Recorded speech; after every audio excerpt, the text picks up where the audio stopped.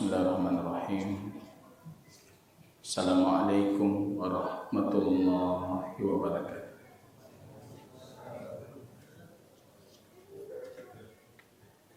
Alhamdulillahi rabbil alamin. Wal 'aqibatu lil muttaqin fala udwana illa 'alal zalimin.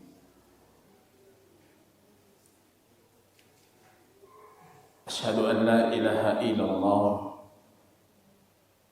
wahdahu rabbi la syarika lahu wa asyhadu anna Muhammadan abduhu wa rasuluhu safiyyuhu min khalqihi wa khaliluhu. Ibadallah, usikum wa iyaya bitaqwallah faqad fazal muttaqun haitsu yaqulu rabbuna jalla sya'nuhu fi muhkami tanzilihi ya ayyuhalladzina amanu ittaqullaha haqqa tuqatih wa la tamutunna illa wa antum muslimun. Kaum muslimin dan muslimat sidang jamaah salat maghrib yang dimuliakan oleh Allah Subhanahu wa ta'ala, pujian dan syukur yang tiada henti kita panjatkan kehadiran Allah atas nikmat taufik dan hidayah, nikmat inayah, nikmat tarbiyahnya Allah Subhanahu wa ta'ala untuk kita orang beriman. Kita masih berada di rumah Allah, menunaikan faridah Allah, salat maghrib berjamaah, sembari menunggu tibanya waktu salat lainnya. Kita manfaatkan waktu kita dengan mengkaji ayat Allah, mempelajari hadis Habib kita baginda Rasulullah sallallahu alaihi wasallam. Kembali dengan izin Allah jamaah kaum muslimin, kita lanjutkan kajian hadis kita terhadap kitab kecil yang kami namakan dengan Ummahatu al-Abwab min Hadyi Sayyidil Ahbab. Hadis pokok, hadis induk dari bab-bab fikih utama dari petunjuk penghulu para kekasih, yaitu Al-Habib baginda Rasulullah sallallahu alaihi wasallam. Kaum muslimin yang Allah muliakan, dengan berakhirnya bab bersuci sangat jauh dari kesempurnaan. Tentunya yang kita pelajari tidak lebih dari hanya satu timba air kecil dari lautan bab bersuci yang sangat luas. Hadis yang sangat banyak yang mengajarkan kepada kita akan pentingnya kesucian diri, baik fisik atau non fisik, hissan atau ma'nawiyah, bagi setiap muslim yang beriman. Wa kaifa idza kana inda babi ahadikum, baginda Rasul sallallahu alaihi wasallam ketika berbicara tentang wudu, berbicara tentang salat, merumpamakan perihal ibadah hissi itu yang abstrak, nampak, dengan perkara yang nampak, seperti sebuah sungai yang ada di depan pintu rumah dia. kalian mandi dari sungai itu 5 kali dalam satu hari. Ayabqa min daranihi syai', apakah masih ada sisa kotoran di tubuhnya? Kalla ya Nabi Allah, tidak ada lagi sisa kotoran. Begitu perumpamaan baginda Rasul terhadap dosa yang ada pada diri manusia ini. Ketika dia bersuci dan menyempurnakan sucinya, salat, menyempurnakan salatnya. Hadis Utsman ibnu Affan yang sudah kita ambil, ma min mri'in muslimin tahduruhu salatul maktubah. Tidak ada seorang muslim yang ketika hadir salat maktubah, salat wajib, fayuhsin wudu'ah. Di sini baginda Rasul menggunakan kata sambung fa. Al-fa'u itu tertib ta'kid, menceritakan urutan tapi dilakukan tanpa durasi yang memisahkan, langsung dilakukan.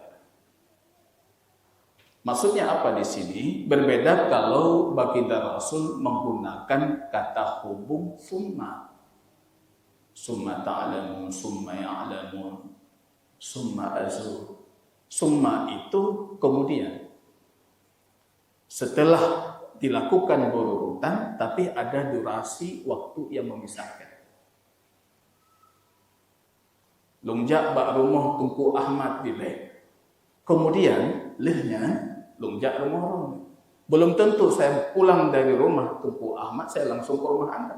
Bisa jadi saya mampir dulu ke rumah makan Pak Juhu gitu. Semayang di leh.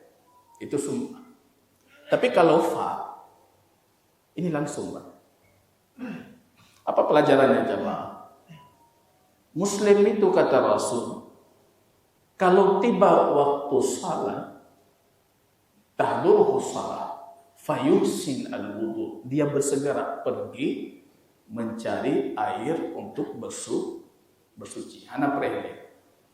Enggak ada durasi yang memisah, langsung pergi. Ini untuk ganjaran yang dijanjikan oleh baginda Rasul, dia sempurnakan wudunya.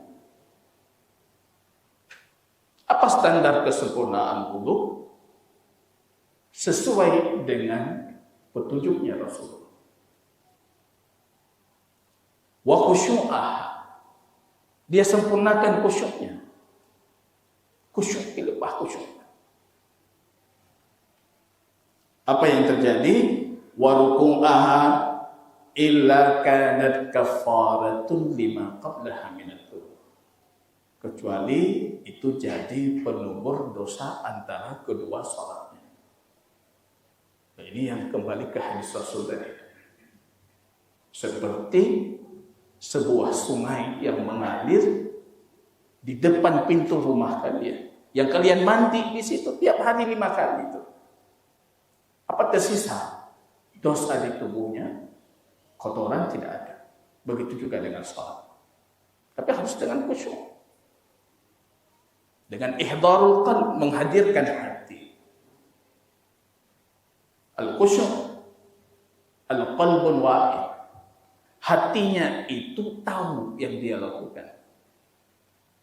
Itu pula hati. Yang sedang dia lakukan itu, hatinya tahu, itulah khusyuk. Khusyuk bukan tuli. Karena ada jamaah yang bertanya, Ustaz saya sholat, insya Allah khusyuk, tapi suara orang di samping masih saya dengar. Nyahanan dengar ni berarti kakle, yang kle Pak khusyuk. Itu tuli. Khusyuk bukan tuli, kita dengar. Tapi hati kita itu hadir untuk sholat. Ini jamaah kaum muslimin rahimani rahimakumullah. Khusyuk ini sudah panjang lebar kita jelaskan.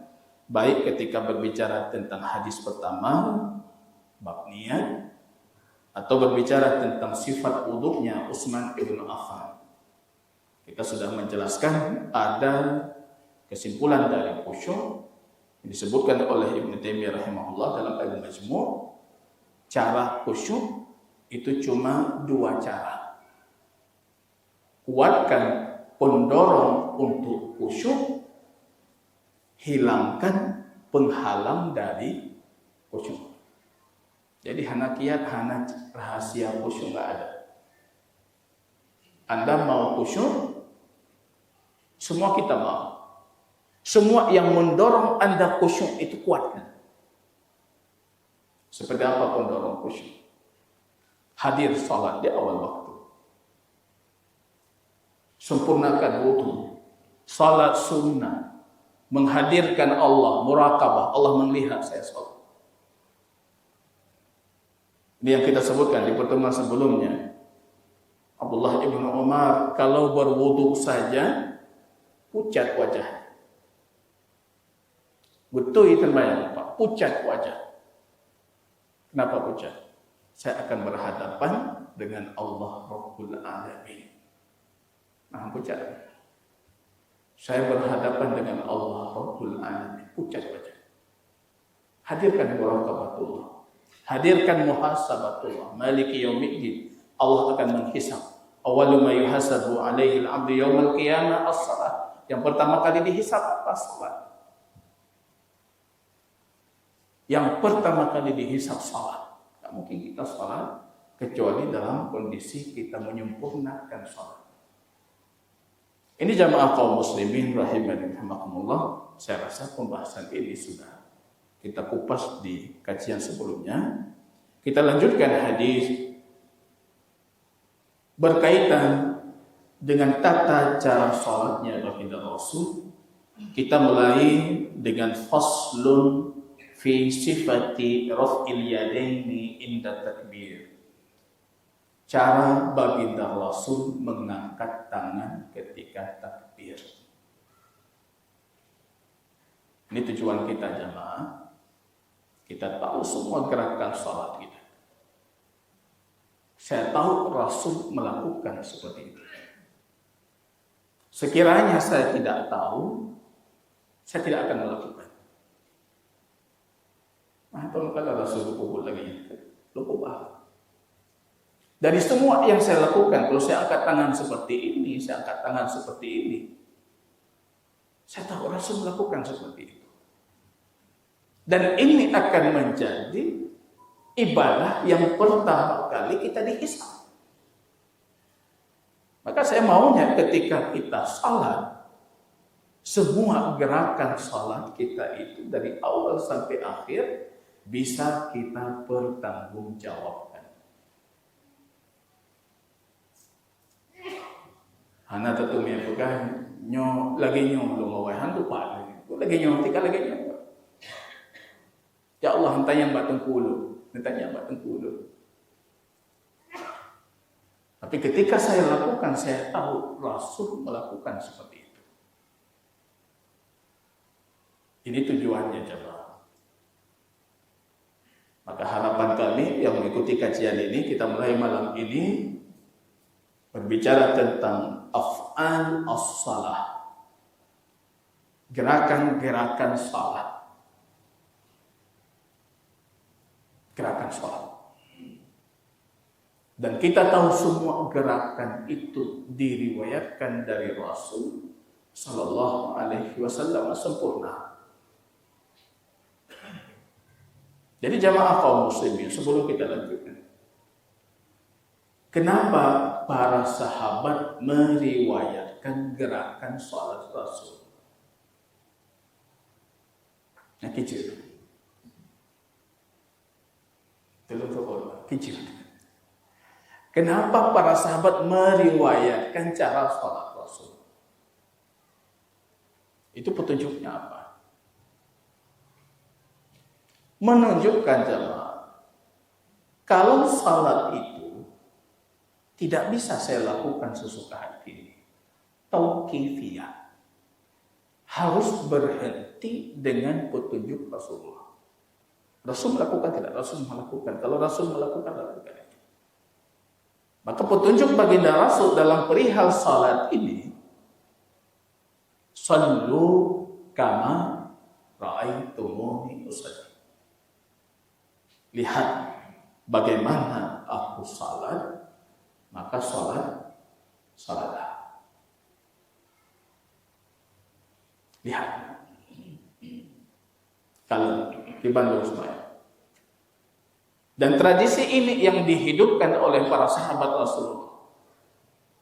Kita punya banyak sahabat Rasul yang memang mengkhususkan waktu dan bersungguh-sungguh menjelaskan tata cara Rasul. Ini cara sahabat Rasul.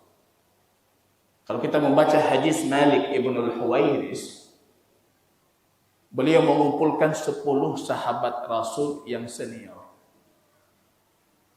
Kenapa harus yang senior? Kenapa? Karena mereka yang paling paham, paling lama melihat Rasul salat. Malik mengatakan, "Sa'usalli bikum kaifa kana Rasul yusalli." Aku mau salat di hadapan kalian seperti Rasul salat. Rupanya sahabat-sahabat yang lain menimpangi, mengomentari, mengatakan, lasta aksaruna atau atwaluna suhbah. Kamu itu bukan sahabat yang paling lama menemani Rasul. Kenapa kami harus melihat kamu salat? Walaysa aksaruna ityanan ila Rasulillah. Dan kamu juga bukan sahabat yang paling sering hadir majelis Nabi. Jadi kupulungkan dan teman-teman. Rupanya tujuan Malik ibnul Huwairis mencari legalitas atas praktek salatnya dari sahabat senior. Nekalan menyalah, netegur. Ini tradisi kita hidupkan, jemaah. Menumpak ngangan sering ijak kajian. Dia menuntut ilmu lebih, punya ilmu lebih, kita tanya, kalau saya rukuk seperti ini, betul tidak? Kalau saya sujud seperti ini, betul tidak? Ini tradisi. Kita lihat Ibnu Umar melakukan, Umar Ibn Khattab melakukan. Kalau Rasul bahkan melakukan di atas mimbar. Praktek salat di atas mimbar. Dan itu khutbah Jumatnya Rasulullah. Khutbah Jumat itu. Ya, kemarin ada satu jamaah ini. Tempatnya jauh. Di luar kota kita. Jumpa Ustaz Muhaji dari jauh. Perle tak Ustaz. Itu perle. Saya lihat jamaah itu kalau hari Jumat di masjid-masjid kita juga. Bahkan jamaah-jamaah kita Ustaz berjenggot ini. Main HP di belakang lagi khutbah Jumat. Apa masalahnya saja?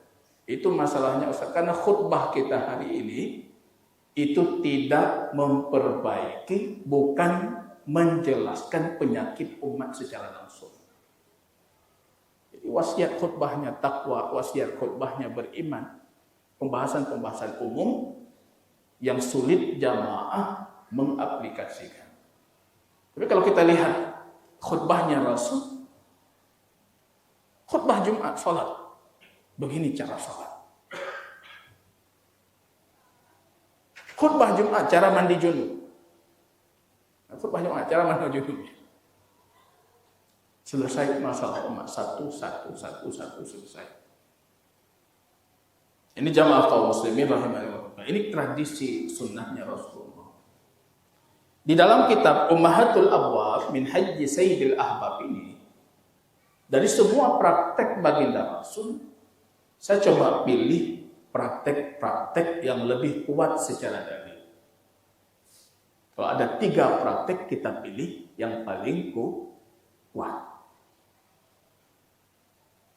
Bukan karena yang lain tidak boleh dilakukan. Yang penting sahih dari Rasul. Nah, ini kaidahnya jamaah. Kalau ada praktek dari Rasulullah, misalnya kita kasih contoh cara angkat tangan untuk takbir. Ada 5 praktek dari Rasul misalnya. Kalau kita kaji secara dalil, 2 praktek pertama itu lebih kuat hadisnya. Dalam keyakinan kita ini lebih afdal. Kaidah fikihnya mengatakan melakukan semua praktek Rasul.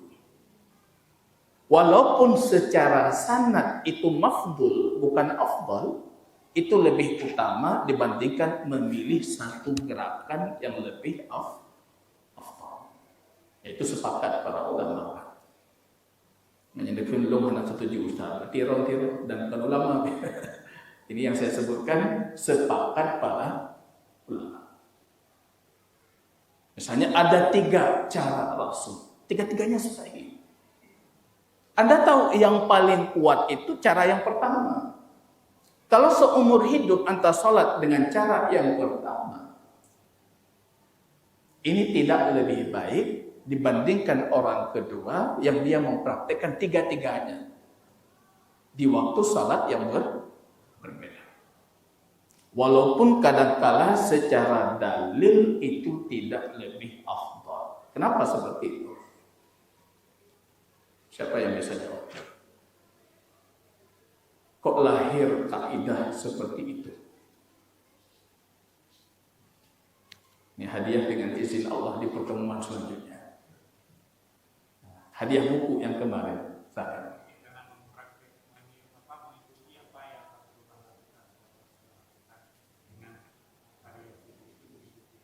Ya, Masya Allah, jazakumullah khair. Itu jawabannya. Karena dia melakukan semua sunnah Rasul. Jadi pembahasan ini Pak bukan kita pilih teh yang lebih kuat. Ada orang istiftahnya Allahumma ba'id dari bandanya tapi orang Allahumma ba'id. Ada yang istiftahnya Allahu Akbar kabira dari kecil sampai hari ini. Padahal doa istiftah Rasul 19. Ya qiyamul lail panjang loh.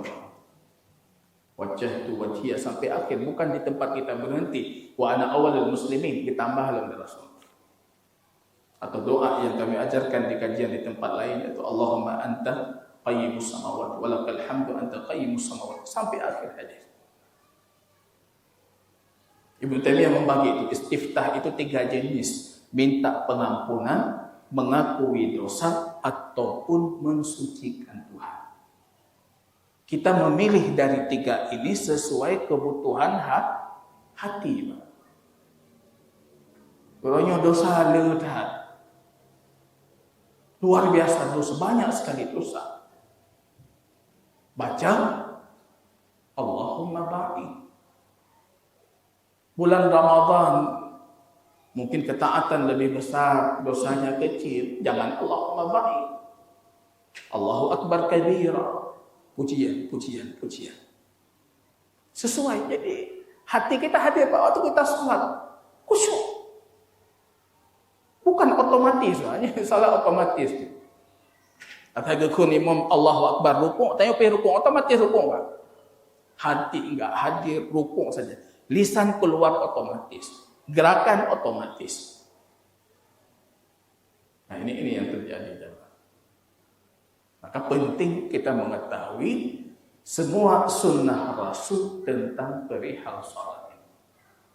Kita baca hadis yang pertama, hadis Abdullah ibnu Umar ibnu Khattab radhiyallahu taala anhuma. Abdullah putranya Umar ibnu Khattab. Sebagai perawi hadis nomor 4 atau nomor 5 terbanyak dari baginda Rasulullah. Anaknya Umar ibn Khattab. Ya, saya rasa biografi beliau itu harus dibaca, wajib dibaca. Biografi Ibnu Umar wajib dibaca. Di zaman kita krisis keteladanan. Urang hana contoh lieu. Contoh urang mangin, urangnya tak contoh tinggal ke mangin. Jadi enggak ada contoh yang lebih selamat, kata Imam Ibnu Mas'ud, melebihi sahabatnya baginda Rasul. Maka baca Ibnu Umar. Siapa Ibnu Umar? Seperti apa Ibnu Umar? Orang alim luar biasa. Bapaknya Umar Ibnu Khattab. Semua kemudahan dunia ada di tangannya. Kalau berbicara tentang zuhud, Abdullah orangnya. Satu muridnya itu masuk ke rumah Abdullah ibnu Umar. Kemudian mencoba menghitung-hitung tuh apa isi rumah Ibnu Umar. Hari ini kita hidup di zaman ketika orang melihat isi rumah, makin mewah isi rumah, berarti orang makin hebat. Dulu mereka hidup di zaman makin gatin isi rumah, makin hayu.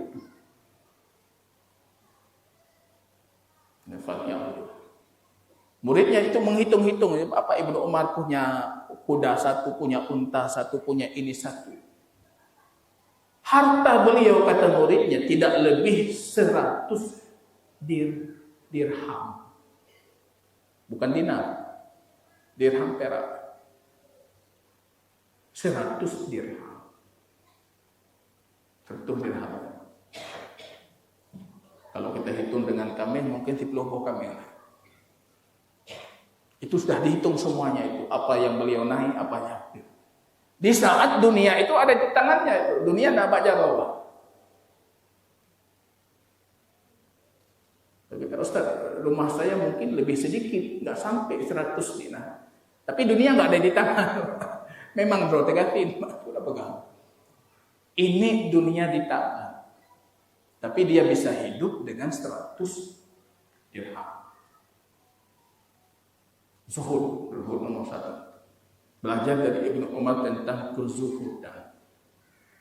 Belajar dari Ibnu Umar tentang ittiba' li sunnah.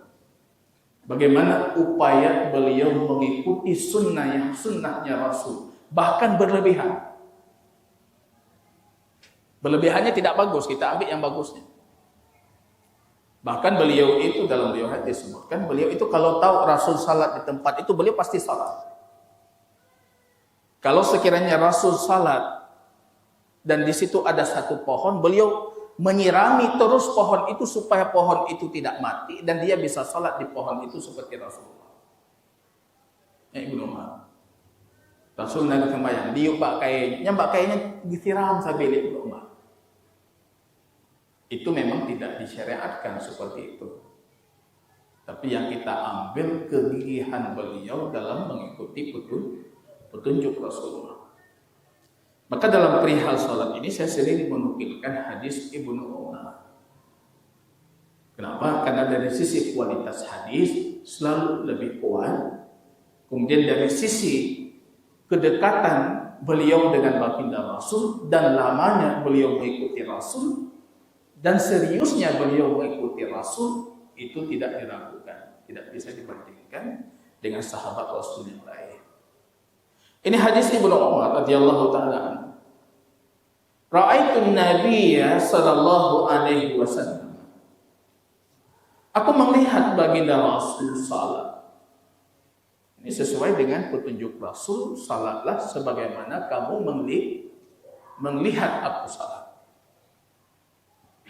Perihal salat itu bukan aku mendengar, tapi aku melihat Rasul salat. Kalau kita nggak hidup di zaman Rasul, kita mendengar riwayat orang melihat Rasul salat. Jadi posisi kita sama juga dengan melihat Rasul salat.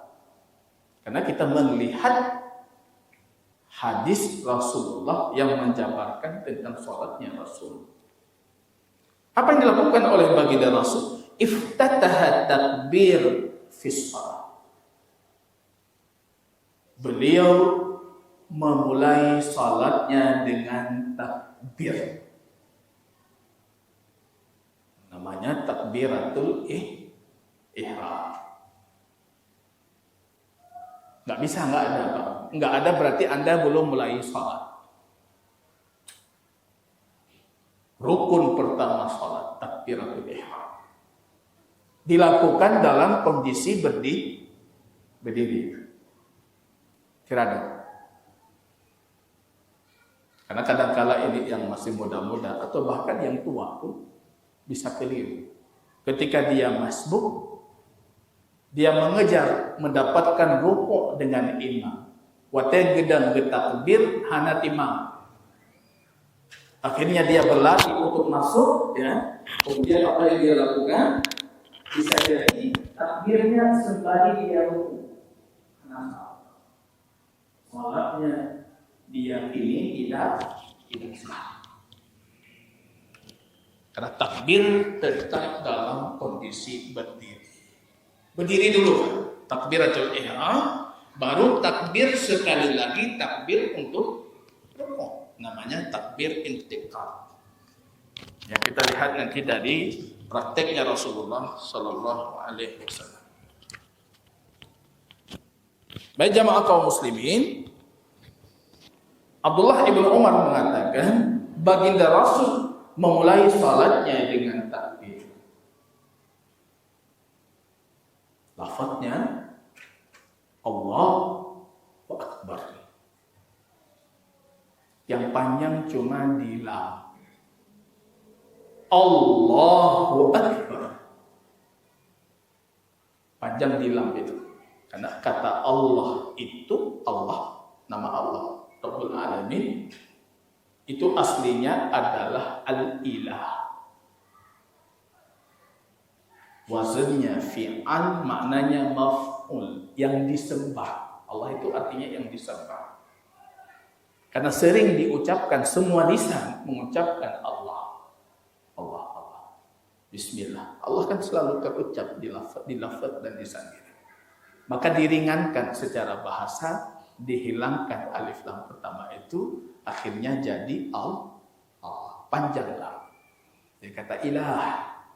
Allah. Lain hadapannya. Suara Rasul ketika takbir nyaring suara. Ibnu Abbas mengatakan kami bisa mendengar takbirnya Rasulullah dari luar masjid dan kami sedang bermain dengan anak-anak Ansar. Ibnu Abbas masih kecil, masih bermain di luar masjid, tapi suara takbirnya Rasul terdengar.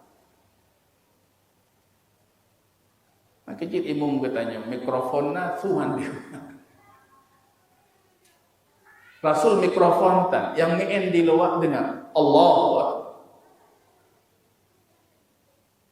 Jangan panjang di awal, jangan panjang di ujung. Bahasa Arab itu enggak ada istilah dipanjangkan. Yang mat ziyadatul mabna, ziyadatul makna. Kalau Anda tambahkan panjang berarti artinya pasti beda. Karena ketika kita panjangkan itu hakikat secara bahasa Anda menambah alif. Kalau bertambah alif arti langsung beda. Allahu Akbar. Itu pertanyaan. Apakah Allah Maha Besar? Ngepehlah Allah kan dia. Narayang Allah. Yang paling bahaya kalau panjang di ujung. Allahu Akbar. Itu tulisannya akbar tambah alif. Akbar itu kambar. Kambar itu rebana. Rebana itu. Allah itu rebana fal'iyadzubillah. Allahu Akbar. Panjang di kedua. Allah, apakah dia Maha Besar? Anjir apa? Bacut letama, mubah mana. Begitu bahasa Arab. Maka belajar tajwid itu penting. Allahu Akbar. Ibnu Umar mengatakan, farafa'a yadayhi hina yukabbir. Ini hadis ini. Kalau hadis Malik ibn al-Huwairis atau hadis Ibnu Umar yang lain, summa yukabbir. Atau summa yarfa' yadayhi. Jadi ada 3 petunjuk. Takbir dulu baru angkat tangan. Angkat tangan setelah takbir. Atau takbir setelah angkat tangan. 3-tiganya boleh dilakukan. Hadisnya sahih dari baginda Rasul yang muttafaqun alaih, yang lebih kuat dari semua 3 praktek itu ketika takbir. Hina yukabbir. Hina itu ketika, di saat. Berarti beliau mengangkat tangannya ketika beliau takbir. 3 kebaca rakaat. Atau hadis Ibnu Umar yang lain, mengangkat tangan dulu baru beliau takbir. Kebaca rakaat. Diletakkan tangannya bersedekap baru beliau mengatakan Allahu Akbar. Atau sebaliknya, takbir dulu, tangannya masih lurus, Allahu Akbar, baru beliau angkat tangan, langsung disedekapkan. Kita lihat bagaimana petunjuk dari Ibnu Umar tentang cara Rasul angkat tangan. Farafa'a yadayhi hina yukabbir hatta yaj'aluhuma hatwa mankibai. Ini hadis yang pertama. Riwayat yang kedua nanti beliau mengatakan hatwa udunai, sejajar bahu atau sejajar telinga. Ini prakteknya. 2 hadis yang sahih dari baginda Rasul itu sejajar bahu atau sejajar telinga. Tapi ketika kita praktekkan, itu akan melahirkan pandangan ketiga antara bahu dan telinga. Itu yang sering dianut dalam mazhab Syafi'i. Tidak ada masalah juga. Itu pemahaman terhadap hadis. Kalau pemahaman secara tekstual, dhahiratul lafaz, Rasul mengangkat tangannya sejajar bahu.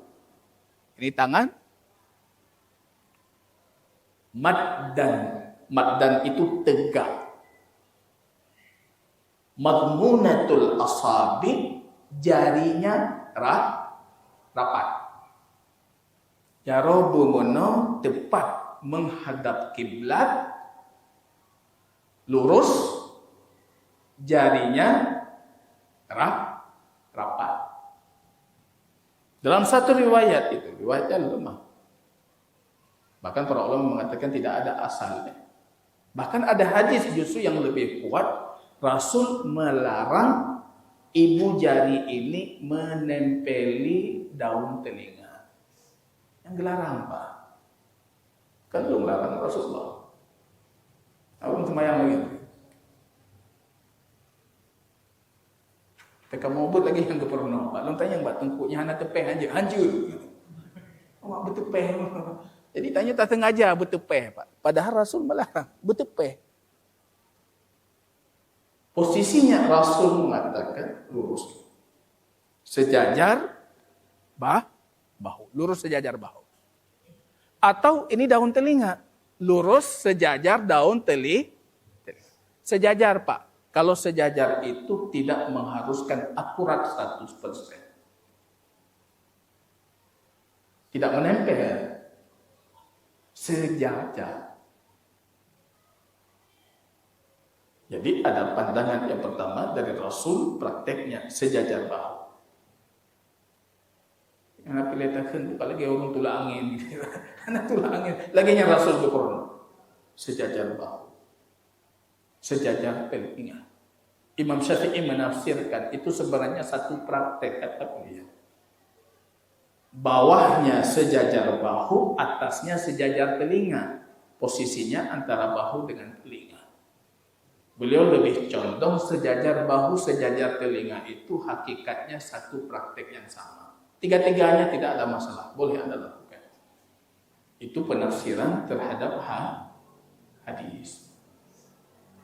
Jadi 3 cara ini atau 2 cara sesuai dengan hadis, sejajar bahu, sejajar telinga, boleh Anda lakukan sebelum takbir, berbarengan takbir atau setelah takbir. Berarti kesimpulannya cara takbir itu 5 cara. Kalau kita ambil pandangan Imam Syafi'i, ditambah 1 lagi, berarti ada 8 cara takbir. Kenapa penting itu, Pak? supaya salat kita tidak otomatis. Tak pernah kita hadirkan hati dah. Ataikan imum Allahu Akbar, ibut ke roja-roja. Kita enggak sadar. Saya salat sunnah nanti. Saya takbirnya sebelum angkat tangan. Berarti kita lakukan itu sadar. Kita niatkan hisbah, imtisal. Yang saya lakukan itu mencontoh Rasul lakukan dan saya mengharapkan pahala. Jadi ketika melakukan sunnah itu harus diniatkan mengharapkan pahala. Meniru Rasul untuk mendapatkan pahala. Ini yang dilakukan oleh Ibnu Umar atau yang dilihat oleh Ibnu Umar yang dilakukan oleh baginda Rasul. Kapan beliau mengangkat tangannya? Ibnu Umar mengatakan, wa idza kabbara lil ruku' fa'ala misla.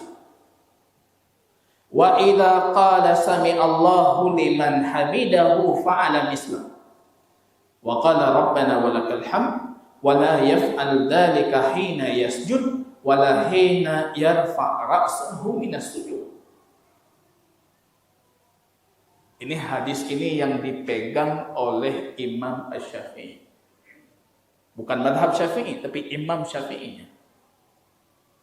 Beliau berpegang angkat tangan takbir, bukan lafaz takbirnya, angkat tangan itu 3 kali dilakukan dalam salat. Ketika takbiratul ihram, kemudian angkat kedua ketika rukuk, angkat ketiga ketika i'tidal. Ketika sujud tidak angkat tangan, bangun dari sujud tidak angkat tangan. Bahkan setelah tasyahud pun tidak angkat tangan.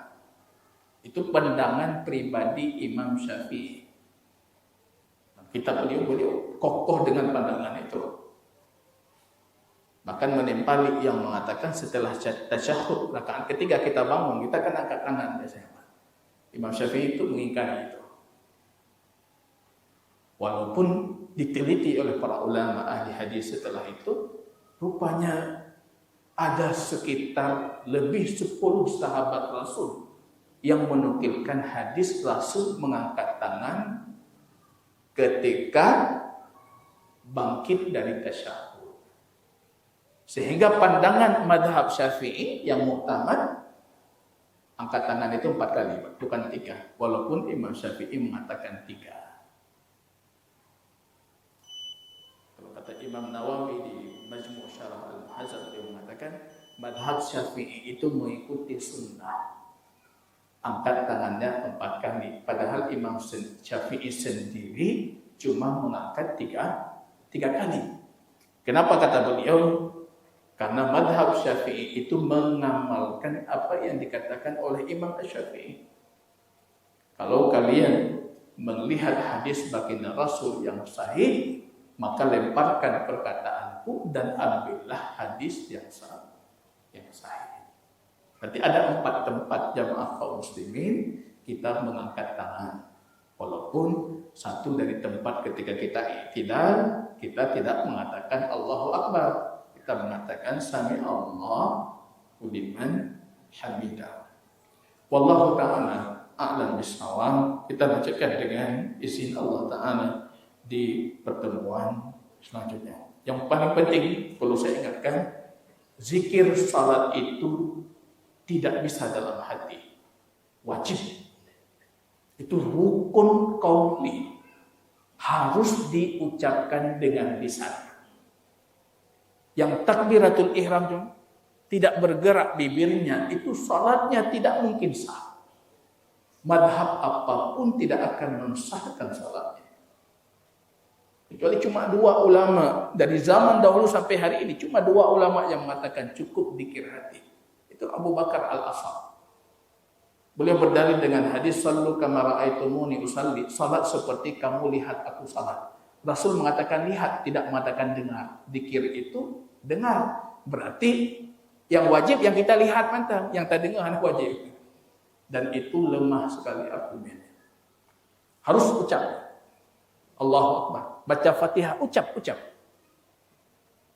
Dengan suara yang bisa kita dengar. Kalau cuma dalam hati, lidah tidak bergerak, dia belum salah. Wallahu ta'ala a'lam bishawab. Jazakumullahu khairan katsiran. Subhanallah wa bihamdihi. Astaghfirullah wa atubu ilaik. Assalamualaikum warahmatullahi wabarakatuh.